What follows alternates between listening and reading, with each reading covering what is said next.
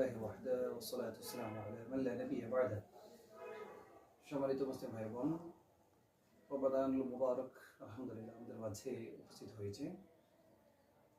আমরা রমাদানুল মুবারকের আজকে রমাদানের দ্বিতীয় দিবসে ইফতারের পূর্ব মুহূর্তে আপনাদের সামনে হাজির হয়েছি।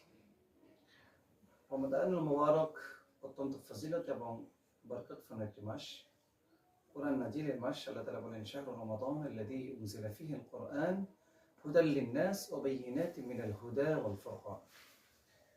কোরআন নাজিলের মাস, আমরা এই মাসটি পেয়েছি, আল্লাহ তাআলার শুকরিয়া আলহামদুলিল্লাহ। তো সম্মানিত দিনী ভাই বোন, আমরা এই মাসটাকে কাজে লাগাতে হবে। যেহেতু কোরআন নাজিলের মাস, এই মাসটাকে প্রোডাক্টিভ মাস হিসেবে আমরা উপস্থাপন করতে হবে।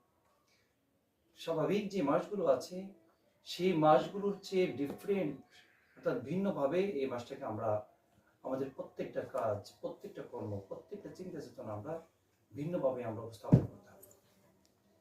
রমাদানুল মুবারক পুরো বছর জুড়েই একবার আমরা পেয়ে থাকি, আর এই মাসটা রহমত, মাগফিরাত আর শান্তির বার্তা নিয়ে আমাদের মাঝে উপনীত হয়। রাসূল আকরাম সাল্লাল্লাহু আলাইহি ওয়াসাল্লাম বলেছেন, ওই ব্যক্তি হলো সবচেয়ে সৌভাগ্যবান যে রমাদানকে পেয়েছে, তার জীবনের গুনাহগুলো মাফ হয়েছে। রমাদানুল মুবারক হলো গুনাহ মাফের জন্য অত্যন্ত একটি কার্যকরী মাস। এই মাসটাকে আমরা খুব সুশৃঙ্খল ভাবে এবং খুব ডিসিপ্লিনের সাথে কাটাতে হবে। আলহামদুলিল্লাহ, রমাদান তো আমরা শুরু করেছি, কিন্তু আমরা যদি এই মাসটাকে গতানুগতিক মাসগুলোর মতো আমরা কাটিয়ে দিই, তাহলে আমাদের চেয়ে আর হতভাগা কি হতে পারে। ঠিক এই মাসটা অন্য মাসের চেয়ে সম্পূর্ণ, আমি যেটা বলেছিলাম, আলাদা হবে।